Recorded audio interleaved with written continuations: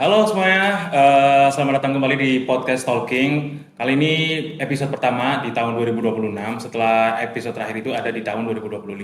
Kali ini kita tuh bakal ngobrolin tentang himpunan mahasiswa statistika yang bisa dibilang tuh sangat masih muda gitu loh. Tapi ini tuh udah berkembang pesat dalam 2 tahun terakhir. Nah, tapi aku di sini nggak sendirian pastinya. Aku ditemani salah satu mungkin pionir yang memulai apa sih namanya Himasta IT berdiri. Jadi dari yang awalnya dia dari kepala divisi, kemudian dia akhirnya naik bisa menjadi ketua dari Himasta itu sendiri. Sebelumnya aku mau nanya dulu kabarnya. Gimana Kak Rifat untuk kabarnya hari ini? Alhamdulillah baik. Oke. Mungkin boleh kenalan ya kalau misalkan mungkin teman-teman yang mau kenalan lebih lanjut gitu. Baik. Semuanya kenalin, nama aku Rifat Fazli Maula. Di sini aku statistika tahun kedua dan aku sekarang menjabat sebagai ketua himpunan mahasiswa statistika. Oke, mungkin kalau misalkan perkenalan ya aku sendiri juga mungkin memperkenalkan diri juga ya karena di sini juga aku kan sebagai mungkin moderatornya atau MC-nya. Aku Asmi Maulana Putra dari Statistika Angkatan 2025. Hari ini aku diamanai mungkin ya kalau misalkan ya dari aku sendiri juga sih kayak jadi MC atau moderator di podcast episode kali ini. Nah, kita mulai dari awal dulu nih. Sebelumnya aku mau nanya dulu kayak misalkan dari Karifat itu apa sih yang membuat pada akhirnya tuh Karifat pada akhirnya milih statistika dan kenapa statistika unsur? Baik. Untuk kenapa alasan aku memilih statistika adalah saat aku itu kelas 3 SMA, di situ aku pernah ngikutin yang namanya minat bakat yang dikasih oleh psikologi-psikologi gitu yang dia ada di sekolahku. Nah, untuk hasil dari tes itu aku kebanyakan di perhitungan seperti matematika, statistika, aktuaria dan lain-lain. Tentunya kenapa bisa masuk unsur? Aku tuh awalnya nggak cuma unsur doang yang aku daftarin, tapi di univ-univ lain seperti UNS, UB dan Unpad itu aku juga daftarin. Tapi qadarullahnya aku masuknya di unsur sih. Dan ya sesuai sih, yang penting kalau aku prinsipnya yang penting statistika aja gitu sih. Jadi lebih ke jurusannya ya Iya, dibanding ke benar. univnya. Walaupun paling pastinya kayak misalkan univnya sendiri juga pasti ada targetan sendiri juga kan. Betul, betul. Sebenarnya sih mirip sama aku juga karena aku juga yang penting itu jurusan statistikanya dibanding universitasnya. Walaupun balik lagi universitas itu kan kadang mempengaruhi kan kayak misalkan tingkat lingkungan kita belajar atau gimana atau segala macam. Apalagi kalau misalkan ke universitas-universitas yang cukup bergengsi di universitas-universitas negeri itu kan secara akreditasi biasanya lebih baik dari segi lingkungan. Nah, ngomong-ngomong tentang lingkungan perkuliahan kan pas awal-awal masuk kan ya jadi maba dong kayak misalkan pasti ada perbedaan ketika yang tadi kakak sebutin kalau misalkan SMA atau segala macam. Nah, kesan awal masuk di jurusan statistika tuh apa sih yang mungkin bikin kaget kah atau culture shock mungkin gitu? Oke. Untuk culture shock sendiri, sedikit cerita dulu aku untuk SMP SMA itu aku di boarding. Jadi kayak 6 tahun aku tuh pondok pesantren yang mana kehidupannya itu nggak kayak SMA SMA negeri biasanya. Jadi untuk hubungan dan lain-lain, interaksi juga tentunya berbeda seperti sekolah lainnya. Dan yang buat aku culture shock adalah ya itu, jadi di sini kita bebas untuk berkomunikasi dengan siapa, bebas untuk melakukan apa-apa. Jadi tantangan untuk saya sendiri adalah bagaimana saya membuat batasan untuk saya sendiri dan untuk tetap terus mengejar target yang sudah saya tentukan di awal. Berarti emang ada beberapa culture shock pastinya kan. Cuman balik ada. lagi sebagai mahasiswa kan harus adaptasi juga Betul. gitu.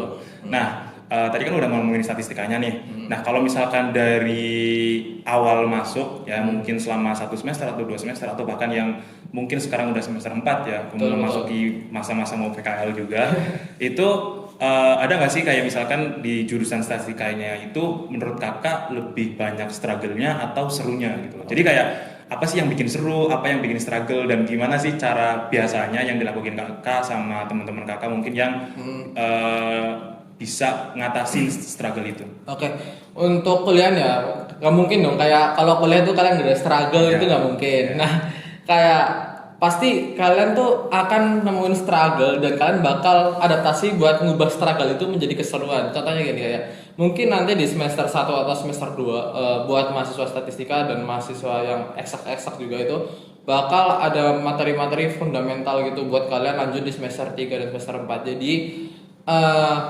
Untuk kalian misalkan kalian dari SMA dan itu belajar di semester 1 semester 2 emang kelihatannya awalnya berat.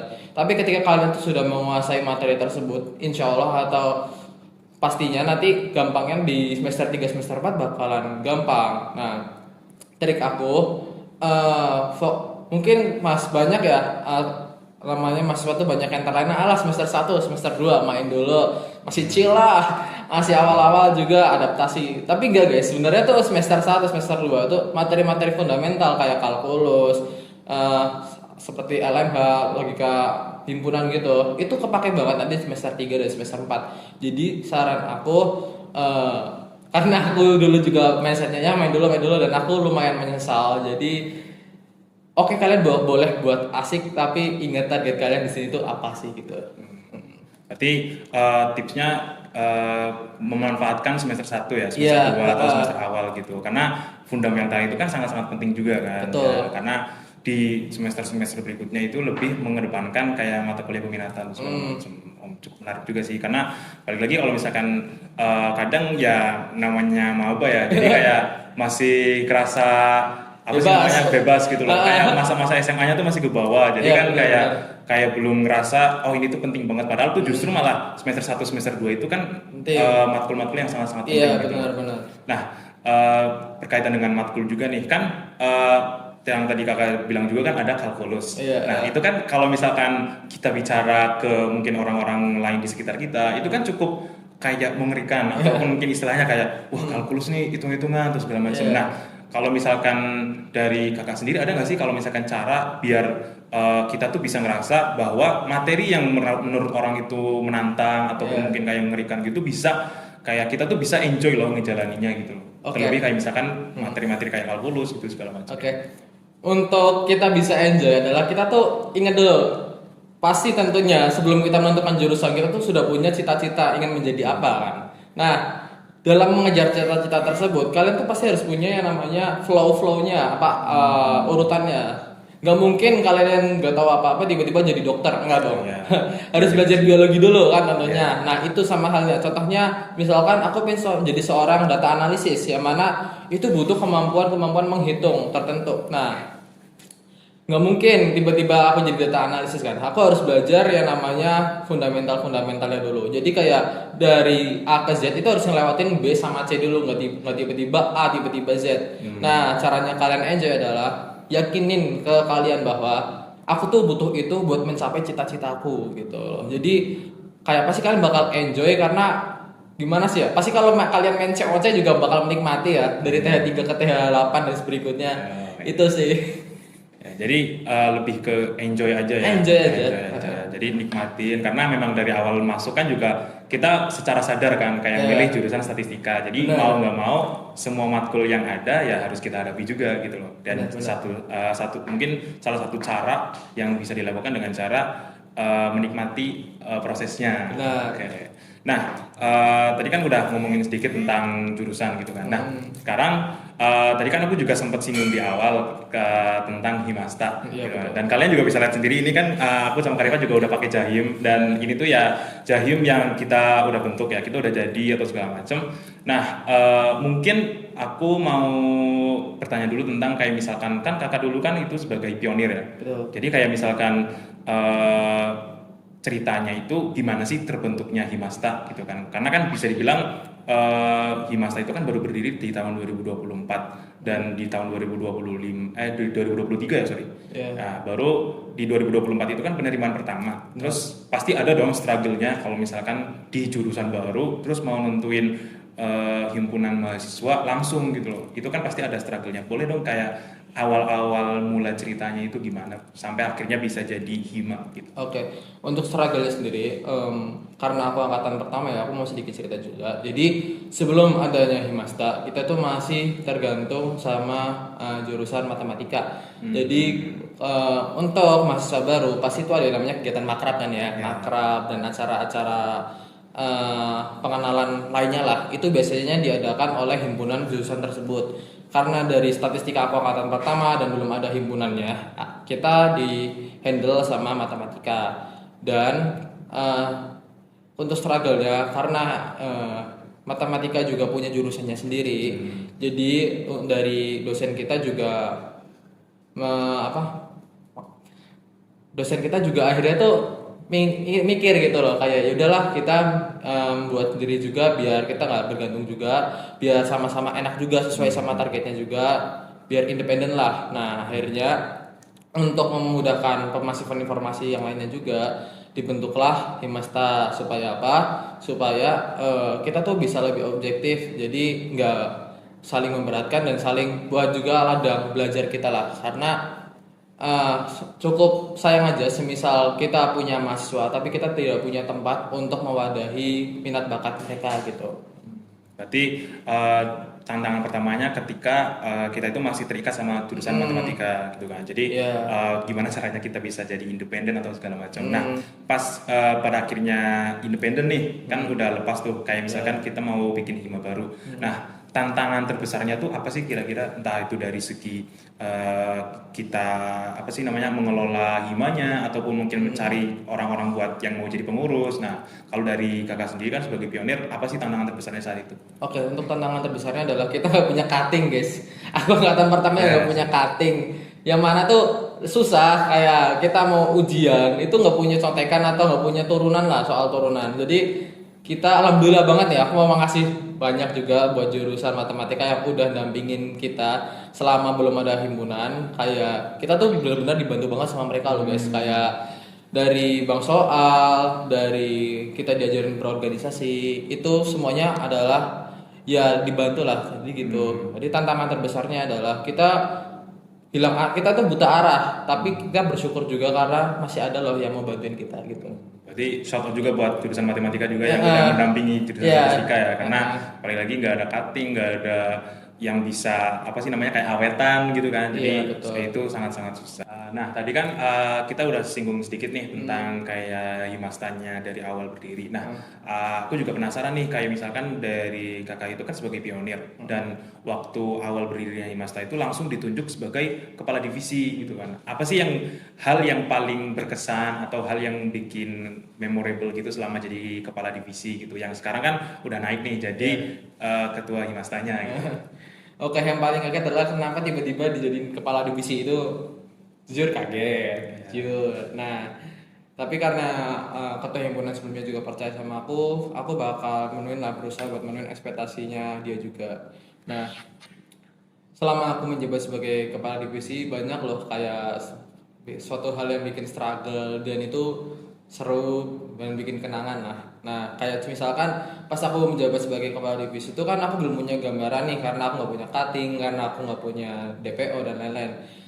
Dan aku tuh akhirnya dibantu sama beberapa lembaga yang ada di MIPA kayak Matik, Kimia dan Fisika, itu saling bantu aku lah buat ngembangin divisi aku dan himpunan aku. Nah yang menjadi tantangan terbesar adalah susah buat apa ya, unik lah, misalkan ada suatu himpunan yang mana itu isinya satu angkatan semua, karena yang biasanya itu kepala divisinya itu satu tingkat di atas stafnya, itu kita enggak, jadi kita sama rata angkatan 24 semua, dan itu unik, lucu dan menantang lah. Kenapa? Kayak masih bawaannya tuh temen banget. Ya. Jadi di organisasi tuh jadi kadang malah jadinya seru-seruan, kebanyakan seru-seruannya gitu loh. Itu sih tantangan aku. Jadi kayak karena sesama angkatan 24 ya. Jadi kayak ketika masuk ke ranah himpunan mahasiswa aku juga kayak ya udah kayak teman biasa ya. Karena sesama angkatan belum ada adik tingkat, nggak ada kakak tingkat juga gitu. Jadi Iya, iya. ya mungkin itu yang paling berkesan ya mungkin selama jadi kepala divisi. Menarik juga karena paling dia kan Himasta ini kan masih baru gitu kan, dan pasti juga budaya organisasinya tuh juga dibangun dari nol gitu kan, jadi kayak masih himpunan baru, budayanya juga baru gitu kan. Dari Khalifat sendiri sih sebagai ketua, apa sih kultur atau mungkin budaya gitu yang pengen dibawa di periode ini gitu untuk Himasta? Oke, untuk kultur sendiri ya. Karena dulu aku sebelumnya menjabat sebagai kadif dan mana aku masih ada di bawah kepemimpinan Kahimgo sebelumnya, itu banyak yang aku pingin tingkatin lagi. Kayak oke, kemarin yang dulu itu kan kita masih seangkatan nih, dan karena kita sudah ada 2 angkatan di sini, aku pingin buat suatu himpunan yang mana itu bisa menjadi ladang untuk berkembang buat anak-anak angkatan 24 dan 25 yang ada di Hima. Jadi kultur yang pengen aku buat adalah aku tuh pengen mencetak sebuah generasi yang mana itu bisa adaptif lah sama perkembangan zaman, yang mana misalkan kuliah itu kebanyakan belajar, eh, ikut organisasi itu buat kita tuh adaptasi aja. Kayak kan organisasi itu identik yang namanya proker lah, dan proker itu kan kadang bikin orang ke-pressure juga lah. Iya. Hasil dari orang yang hidup di bawah tekanan dan tidak di bawah tekanan itu pastinya berbeda. Jadi aku tuh pengen mencetak kultur yang disiplin waktu dan taatlah sama peraturan itu sih. Jadi lebih ke gimana caranya kita untuk bisa manage waktu dengan baik Bener. gitu. Karena pastinya kan di Hima itu kan banyak program-program Bener banget, kerja gitu. iya, Jadi iya. gimana caranya biar setiap divisi itu bisa memanfaatkan waktu yang ada untuk memanfaatkan proker-proker yang mereka jalani juga gitu. Jadi itu mungkin salah satu budaya atau kultur yang pengen dibangun kan. Jadi Bener. ya oke. Jadi tadi kan udah ngomongin kultur budaya juga gitu kan. Sekarang kita flashback juga nih, kayak misalkan pas masa pionir gitu, masa-masa awal berdiri sampai pada akhirnya sekarang yang udah menjalani periode tahun kedua. Nah, kalau misalkan dari kakak sendiri melihatnya gimana sih, kayak misalkan Himasta yang awal dulu berdiri sampai setidaknya kan sekarang udah berkembang ya, mungkin dari pengurusnya yang mungkin lebih banyak di tahun sebelumnya atau apa, mungkin dari point of view-nya Kak Rifat itu seperti apa? Untuk point of view ku sendiri, untuk Himasta yang awal kemarin itu menurutku sudah sangat cukup bagus. Kenapa? Karena sebuah kebanggaan angkatan pertama itu sih bisa membangun yang namanya organisasi himpunan. Dan untuk level yang baru merayap atau kita baru membuat fondasi awal itu menurutku udah bagus banget, karena kita udah banyak lakuin banyak hal lah yang mana itu bisa membantu banyak orang. Semisal kita mau ngadain suatu event seminar yang mana itu kemarin tuh keren banget. Kalian bisa cek-cek di IG tahun sebelumnya lah, itu ada tuh kayak kita membuat suatu event yang kayak mengundang BPS dan lain-lain, itu keren. Nah, terus untuk perubahan ke periode selanjutnya, aku tuh berharap kayak aku tuh bisa ningkatin lagi level Himasta. Kayak kemarin mungkin kita baru membuat sebuah fondasi. Nah, harapan aku di periode ini adalah kita bisa membawa suatu cetak biru bangunan yang mana itu lebih, setelah fondasi kita akan membuat bangunan yang kokoh, entah itu bakal bikin satu lantai atau dua lantai. Tapi aku berharap masa ini bakal terus berkembang ke depannya. Jadi dari periode ini berharapnya bisa lebih berkembang lagi gitu kan. Jadi Iya. mungkin teman-teman divisi lain yang nonton video ini juga bisa melihat juga ya gimana caranya. Mungkin bisa belajar dari kakak tingkat yang sebelumnya di Benar. Himasta gitu, gimana caranya mereka ngebawain sesuatu gitu kan. Jadi Benar. itu yang pengen dirasakan oleh Kak Rifat sendiri kan. Apalagi udah merasakan Himasta periode sebelumnya, ya pengennya pasti periode ini juga lebih berkembang Iya, lagi benar gitu banget, kan. benar Jadi banget, iya. itu juga salah satu yang diinginkan juga pastinya oleh semua pengurus yang ada. Terus misal nih kan tadi aku juga udah mention terus kan kayak Karifat jadi ketua atau segala macam. Nah, sebenarnya apa sih yang ngebuat pada akhirnya ini Karifat memutuskan buat jadi ketua gitu loh? Apakah memang dari Karifatnya juga sendiri, oke aku boleh deh jadi ketua, atau mungkin awalnya ini ada paksaan kah atau apa gitu? Jadi sedikit cerita. Jadi waktu awal pembentukan Himasta, untuk kandidat ketua himpunan itu ada banyak. Jadi yang akhirnya lolos ya itu Kak Andika, dan aku tuh salah satu kandidatnya juga. Nah, jadi aku merasa punya tanggung jawab di situ buat aku ngelanjutin jadi ketua. Karena saat pemilihan ketua himpunan di periode kedua itu kan ada namanya Musyang tuh, dan itu aku jadi salah satu kandidatnya juga. Dan aku merasa sayang aja semisal eh, aku tahu beberapa yang aku pingin ubah tapi aku tuh nggak bertindak gitu loh. Jadi aku akhirnya memutuskan untuk aku akan lanjut lah di periode kedua ini gitu. Jadi lebih ke pengen melanjutin sesuatu yang mungkin selama jadi kadif itu belum kesampaian. Iya benar. Jadi mungkin dengan harapannya dengan jabatan sekarang yang ketua himpunannya bisa apa sih namanya kayak melakukan hal-hal yang sebelumnya belum pernah dilakukan, terus akhirnya bisa kesampaian di periode ini. Iya benar.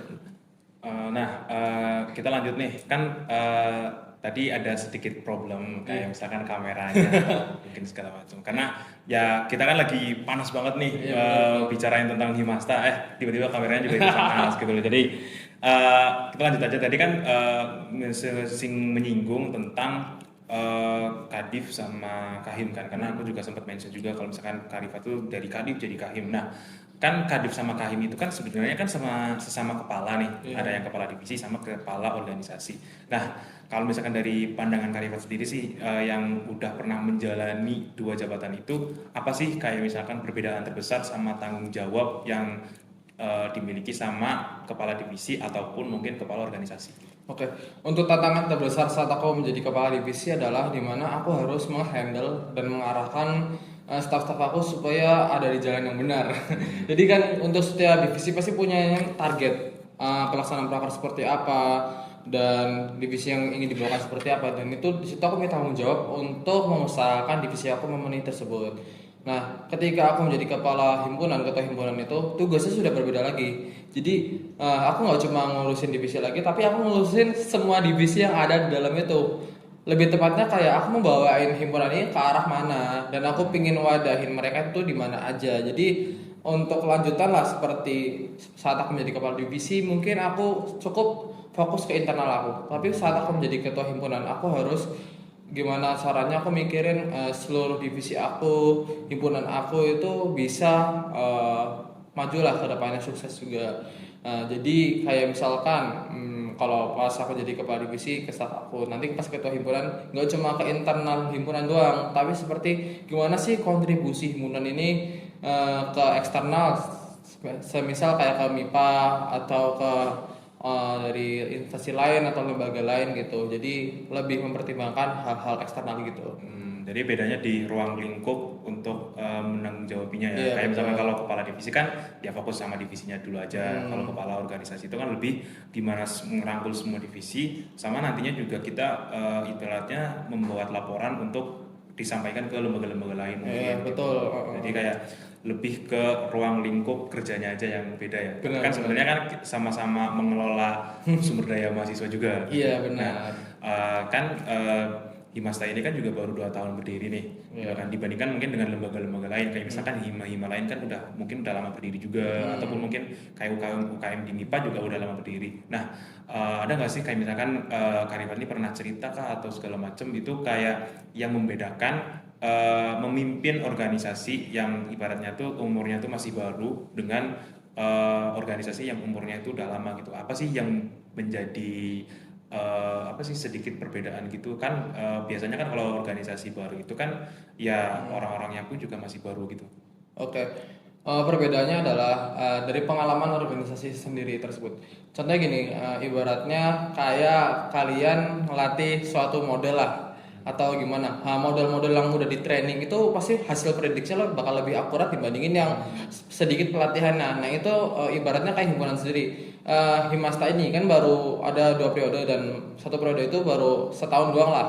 Jadi untuk track recordnya tuh kita masih kurang banget, kayak studi kasus atau penerapan prokarya dan lain-lain, itu kita masih jujur kurang berpengalaman. Jadi itulah yang membedakan organisasi lama dan organisasi baru. Jadi mungkin bisa difokuskan lagi untuk organisasi yang awal itu kita baru meraba-raba ingin membuat organisasi ini tuh arahnya kemana, ingin fokusnya kemana, dan ingin membawakan organisasinya seperti apa, ingin mungkin mewadahi anak-anaknya lebih ke bidang keilmiahan kah atau ke analisis kah dan lain-lain, mungkin itu sih. Jadi perbedaannya ya mungkin ada di sektor beberapa kegiatan-kegiatan juga gitu, yang pengen Karifat ini juga mewadahi kayak pengurus-pengurus lu mau ikut kegiatan yang tadi sebutin kayak keilmiahan atau apa gitu kan. Jadi pastinya kan ada sedikit perbedaan juga pastinya gitu, dan kita pastinya juga berusaha untuk apa sih namanya, bukan ATM ya kayak mati tiru modifikasi, cuma lebih ke gimana adaptasinya dari lembaga-lembaga lain tersebut, Benar, apakah bisa diterapkan iya. ke pengurusan kita gitu Benar, ya. iya. Nah, kalau misalkan dari yang kita udah cerita banyak juga nih tentang Himasta. Nah, ada nggak sih momen yang dari Karifat itu sendiri kayak momen paling sulit gitu loh, kayak selama entah itu jadi kepala divisi atau jadi ketua Himasta sekarang gitu? Momen aku yang paling sulit adalah ketika aku udah berada di semester 4 dan aku masih banyak tanggung jawab di beberapa organisasi. Itu sulit banget karena apa? Eh, Jujur aja, untuk mahasiswa semester 4 mungkin udah banyak, kayak aku di status itu udah ada banyak proyekan, ada banyak tanggung jawab seperti kayak tugas dosen dan itu banyak banget guys. Jadi yang paling sulit adalah membuat balance keduanya, itu sulit banget.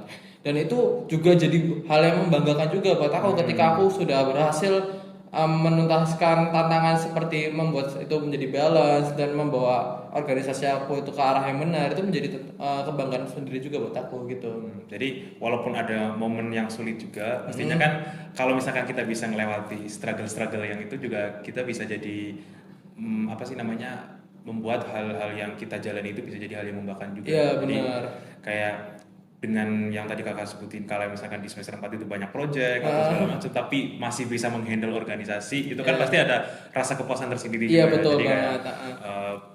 ada sesuatu hal yang mungkin dalam benak, yes, pada akhirnya setidaknya proyekku selesai, terus organisasiku juga proker-prokernya tetap berjalan. Iya. Nah, kalau misalkan dari kuliah sama organisasi, kan itu kan juga pasti hal-hal yang nggak bisa Iya benar. apa sih namanya, dipisahkan gitu loh. Benar. Kayak misalkan ibarat kata kalau misalkan sepasif-pasifnya mahasiswa pun juga pasti setidaknya ikut salah satu organisasi gitu kan. Iya. Entah itu organisasi yang cuma lingkupnya di jurusan doang ataupun mungkin di lingkupnya fakultas atau bahkan di lingkupnya universitas gitu. Nah, kalau misalkan untuk dari kakak sendiri dari awal mungkin semester 1 ya, yang mungkin udah beberapa kali ikut organisasi, ikut kepanitiaan gitu, gimana sih caranya mengimbangi kayak misalkan tetap bisa belajar, tetap bisa dapat nilai UAS yang bagus, IPK-nya tetap tinggi gitu loh. Iya. Kayak cara untuk bisa tetap dapetin itu, tapi di sisi lain eh, kuliahnya terjaga, maksudnya nggak yang sampai stres gitu atau segala macam. Kalau dari karir itu kan.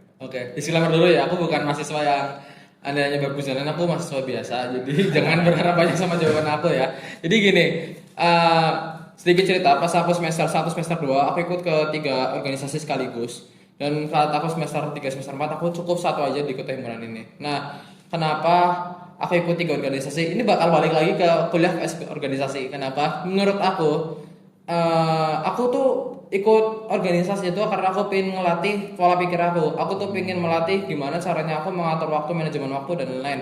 Kayak struktur berpikir aku tuh pengen aku latih gimana caranya. Nah, yang aku udah sempat singgung tadi. Jadi tuh di organisasi ini aku ngerasa bahwa kemampuan kita dalam mengatur segala sesuatu itu bakal diuji. Contohnya kayak kita memanajemen waktu, memanajemen resiko dan lain-lain itu bakal kepake banget. Dan apa, ketika kita lagi ngurusin proker itu kan suatu hal yang menjadi tanggung jawab kita untuk kita laksanakan loh. Tapi kita juga punya tanggung jawab sebagai mahasiswa, yaitu kuliah, yang mana kita dituntut untuk memberikan hasil yang membanggakan lah untuk orang tua kita. Nah, itu kan dua hal yang menurut kita sama-sama penting lah, menurut aku ya. Nah, Itu kan point of view dari ya point of view aku. Nah, di situ tuh aku ingin berusaha tuh buat membalancein itu keduanya. Jadi mungkin tantangan kita sebagai mahasiswa adalah kita tuh masih terlalu ngikutin namanya arus. Jadi kayak kita cuma belajar, tapi kita tuh nggak tahu objektivitas kita tuh mau ngapain, cita-cita kita tuh ngapain. Cuma aku mau bagusin nilai ini, aku mau bagusin nilai ini, aku mau IPK kita tinggi. Tapi kesalahannya adalah yang menurut aku kita nggak tahu kita belajar itu untuk apa. Dan kayak misalkan contohnya gini, kayak kalian belajar kalkulus aja itu untuk apa, kita kadang masih bertanya-tanya untuk apa gitu loh. Bagusnya adalah ketika kita mempelajari sesuatu itu kita tahu tujuannya. Oh, aku pengen belajar kalkulus supaya aku bisa menghitung, kemampuan aku menghitung dalam suatu data ini meningkat itu. Jadi objektivitas kita tuh harus ditargetin dulu. Kayak jadi ketika kita udah menemukan tujuan kita, target kita, jadi kita bisa mengelompokkan mana yang harus kita lakukan terlebih dahulu, mana yang harus kita lakukan nanti. Nah, jadi kayak untuk matriks pemilihan itu bakal terbuat lah kalau kalian belajar, kita berlatih di organisasi. Nah, jadi pas kuliah fase organisasi ya, di situ aku berusaha untuk aku bakal berorganisasi kayak gini dan aku bakal kuliah seperti ini. Jadi kayak aku udah nentuin aku bakal jadi apa dan step-stepnya apa, dan aku di organisasi bakal kayak gimana dan step-stepnya apa, itu aku udah buat. Alhasil alhamdulillah aku bisa ngebalancein keduanya sampai saat ini sih. Berarti lebih ke tujuannya ya. Kayak Iya. misalkan tujuan organisasi kan lebih ke melatih pola pikir kayak problem solvingnya, gimana Iya. cara untuk bisa membagi waktu Benar. antara kepanitiaan gitu. Iya. Sama tujuan kuliah pun juga ada juga Benar. kayak misalkan kita belajar ini buat apa sih gitu kan. Jangan Iya. sampai kayak kita milih jurusan statistika tapi nggak tahu kedepannya mau kayak gimana gitu kan. Masa yang nggak mungkin juga kan kalau misalkan statistika tiba-tiba jadi dokter gitu kan. Iya. Kayak harus ada apa sih namanya kayak proses-proses juga gitu. Nah kalau misalkan yang kita udah bicara juga yang tentang dunia perkuliahan, dunia organisasi atau segala macam.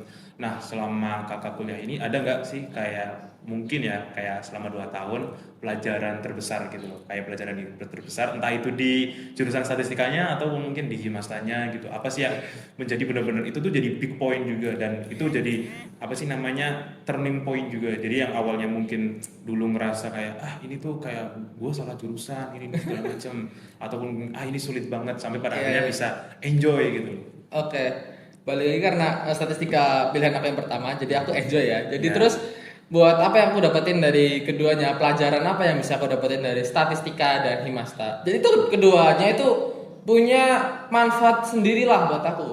Aku dari statistika dulu ya. Jadi di statistika ini aku tuh belajar bahwa semuanya itu punya alur, punya flow. Jadi kita nggak bisa asal das itu nggak bisa. Jadi kita harus menyelesaikan misi itu step by step. Kayak kita tuh punya pipeline yang jelas. Kita harus punya pola pikir yang jelas. Kita harus punya parameter keberhasilan yang jelas dan lain-lain. Jadi di statistika ini aku belajar bahwa segala sesuatu tuh nggak bisa kalian jalanin dengan asal-asalan. Jadi kalian harus punya kerangka berpikir yang jelas, kayak matriks yang jelas, kayak kalian tuh minimal standar keberhasilan itu seperti apa. Di situ aku dipelajarin di statistika. Karena statistika itu pelajaran yang berbasis data. Jadi ketika kita ngelakuin sesuatu tuh harus by data juga dan harus matang lah, karena kita nggak bisa misalkan ternyata dari hasil kita bikin suatu kemungkinan ini tipis, tapi nggak bisa dong kalau kemungkinan tipis itu ditabrak. Jadi belajar probabilitas aja lah, kayak kalau mungkin ya dipakai, kalau nggak mungkin ya disingkirin dulu. Itu pas aku kayak manfaat aku belajar nilai yang bisa aku peroleh lah dari statistika banyak banget guys. Itu baru nilai yang aku dapatin selama 4 semester. Nah, untuk himasa sendiri, jujur aku dapetin banyak banget yang aku dapetin dari organisasi ini. Dari caranya aku belajar untuk berkomunikasi kondisional, seperti aku berbicara dengan misalkan sama anak yang seangkatan aku, anak di bawah aku, dan mungkin berbicara berkomunikasi dan membangun relasi untuk orang-orang yang ada di atas aku seperti dosen dan mungkin pegawai-pegawai lainnya. Di situ aku berlatih di situ. Nah, itu kan untuk komunikasi, dan untuk pola pikir juga ada loh pola pikir yang terbangun saat aku mengikuti organisasi ini. Contohnya yaitu manajemen risiko dan lain-lain. Itu aku peroleh di sini. Kenapa? Aku tuh belum pernah ngerasain ya, jujur. Aku kan waktu itu ngikutin 3 organisasi ini, dan itu benar-benar ke pressure gimana caranya aku ngepasin dan bagaimana caranya aku ngatasin suatu masalah yang mana itu nggak bisa dihindari. Jujur aja, nggak ada sesuatu hal yang itu nggak mungkin. Jadi serapi-rapihnya kita buat jadwal itu pasti bakal tabrakan juga, dan disitulah peran kita belajar untuk bagaimana mengatasi masalah yang udah kita buat. Dan itulah pelajaran yang bisa kita peroleh dari organisasi, gimana caranya kamu melakukan yang sudah kamu targetkan dan bagaimana cara mengatasi masalah yang sudah kamu buat. Itu sih. Jadi banyak banget sebenarnya. Banyak banget. Jadi kalau misalkan dibilang satu pun kayaknya nggak cukup gitu. Nggak cukup. Pelajaran-pelajaran apa yang kakak dapetin selama kuliah di jurusan statistika ataupun mungkin bergabung di himpunan mahasiswa statistika ini. Benar. Jadi harapannya kan pasti juga pelajaran itu tetap bisa kakak gunain juga kan buat kehidupan selanjutnya gitu loh. Nah sekarang nih kan mungkin ada teman-teman juga nih dari pengurus lain, divisi lain yang mungkin lagi nonton atau segala macam. Nah kalau misalkan dari harapan pastinya kan sebagai ketua nih ada dong pasti kayak harapan dari Himasta itu buat periode ini, terlebih mungkin buat pengurus-pengurus itu pengennya itu seperti apa gitu. Untuk harapan aku ke pengurus Himasta sekarang, aku tuh berharap kalian tuh bisa menemukan jati diri kalian. Buat yang belum menemukan jati diri kalian, bisa kalian peroleh lah. Semoga kalian bisa menemukan itu di Himasta. Jadi kayak kalian udah nemuin target kalian tuh di sini. Kayak mungkin tiba-tiba kalian dapat divisi medcre, tiba-tiba pengen jadi Pengen jadi ini call center atau apa. Boleh. Siapa tahu yang jadi humas pengen jadi pembicara dan lain itu. Jadi kayak kalian tuh, oh aku ternyata ada minat di sini, aku ada minat di sini. Nah itu untuk harapan aku kayak kalian punya nemukan jadi diri kalian. Dan harapan aku kedua adalah aku berharap Himasta ini bisa menjadi ladang kalian untuk berlatih ilmu yang mana kepake nanti misalkan mungkin yang terdekat aku magang ya. Kayak magang itu mungkin beberapa instansi butuh interview lah, dan di organisasi kan nggak mungkin ya nggak komunikasi, harus komunikasi mau itu sama teman atau kepala divisi ataupun KAI, itu harus saling berkomunikasi. Jadi berlatihlah berkomunikasi kepada sesama anggota dan sesama pengurus. Itu yang ketiga, harapan aku adalah di sini aku pingin teman-teman semua yang join Himasta ambil semua yang bisa dia kasih Himasta. Kalau boleh, kalau bisa juga mintalah. Kayak Kak, misalkan aku pin belajar ini, mintain aja, karena dari kami dari Himasta sendiri bakal berusaha untuk memenuhi apa yang kalian inginkan gitu sih. Jadi yang pertama itu kita harus bisa menemukan jati diri. Iya, Kemudian betul. yang kedua kita bisa melatih komunikasi juga kita sesama divisi atau bahkan ke mungkin pengurus-pengurus yang lain gitu kan. Sama yang terakhir intinya kayak kita boleh loh kayak misalkan mau ngambil semua ilmu yang mau kita dapetin dari Himasta itu Iya, sendiri. benar. Tinggal ya bagaimana dua faktor yang disebutin di awal itu bisa jadi penunjang juga gitu. Oke. Nah, terus ini kan podcast juga berdekatan nih sama pengumuman SNBT. Nah, pastinya kan akan ada mahasiswa-mahasiswa baru dong, Iya, mahasiswa-mahasiswa baru yang akan berdatangan ya. Entah itu mungkin dari SNBP yang kita juga udah beberapa dari divisi PSDM juga udah sambangi juga pas mereka lagi registrasi fisik, sama mungkin besok ataupun mungkin pas hari ini podcast ini tayang pun juga ada beberapa juga yang udah masuk lewat jalur SNBT. Nah, kalau misalkan dari Karifat nih, mungkin ada nggak kayak misalkan pesan-pesan gitu buat mahasiswa-mahasiswa baru gitu yang mungkin nih lagi nonton gitu ataupun mungkin udah penasaran gitu sama podcast Talking ini. Oke, untuk pesan ke mahasiswa baru ya. Sebelumnya aku mau ngucapin selamat datang buat seluruh mahasiswa baru yang udah keterima di statistika Unsur jalur SNBP, dan mungkin yang akan diterima di jalur SNBT karena ini belum pengumuman ya besok ya. Dan jalur mandiri ke depannya, aku mau ngucapin selamat. Dan sedikit pesan-kesan aku untuk mahasiswa baru, temukan target kalian, tujuan kalian untuk ada di statistika ini. Kenapa? Ketika kalian udah menemukan apa yang kalian pinginkan di statistika itu, insya Allah bakalan gampang. Misalkan aku pengen jadi data analisis kak, aku pengen jadi data engineer kak, aku pengen jadi profesor kak, dan itu pasti bakal memudahkan kalian untuk menemukan jati diri kalian. Kenapa? Bedanya kalian di kuliah di universitas dengan kalian di SMA adalah kalian di SMA masih diarahkan, oh ini, sedangkan di kalau kuliah kalian bebas, maksudnya kalian istilahnya lebih bebas, kalian mau bolos tapi tahu diri lah. Terus kalian mau fokusnya kemana itu udah dibebasin. Jadi dengan menemukan target kalian lebih awal itu memudahkan kalian untuk mengejar cita-cita kalian itu untuk mahasiswa baru. Sama ini lagi, perbanyaklah belajar ilmu-ilmu yang mana insya Allah itu kepake. Contohnya mungkin teman-teman ada yang hobi programming kah, yang hobi matematika lah, itu didalamin aja karena itu bakalan kepake banget nantinya. Oke, last but not least, kita udah selesai nih nanya-nanya tentang gimana kehidupan ataupun mungkin bahkan progres kuliah dari Karifat sebagai ketua Himasta nih. Nah, kalau misalkan nih dari Karifat sendiri, kalau misalkan bisa dideskripsiin buat Himasta, boleh nggak sih kasih aku 3 kata untuk Himasta? 3 kata ya. Tiga Kita kata. aja lebih ya. 3 kata. Oke, 3 kata untuk Himasta adalah analisis, solid, and solutif sih. Wes. Itu sih.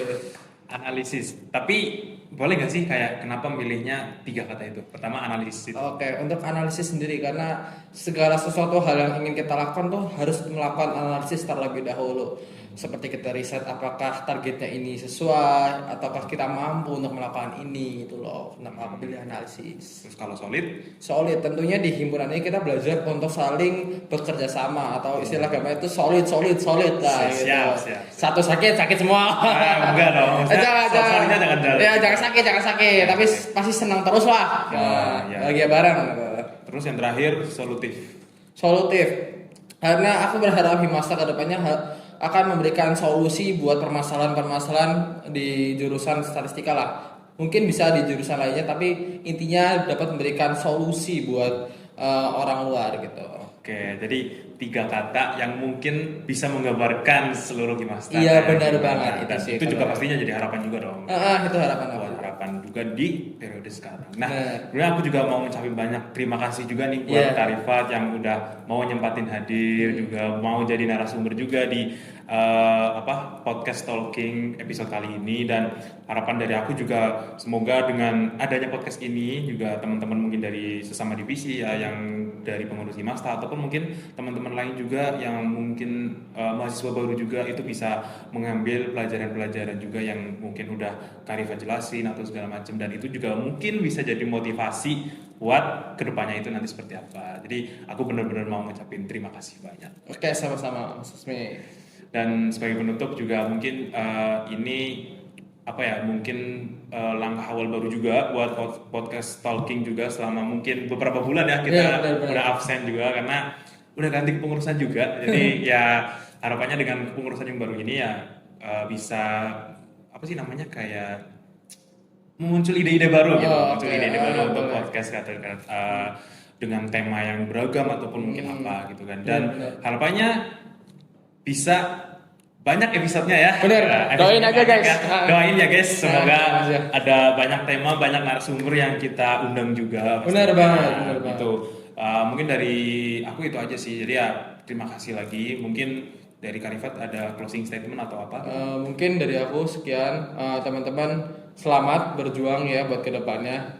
Karena kita nggak bakal tahu apa yang bakal terjadi untuk kita kedepannya. Yang penting kita bisa adaptasi aja terhadap perkembangan zaman gitu. Oke,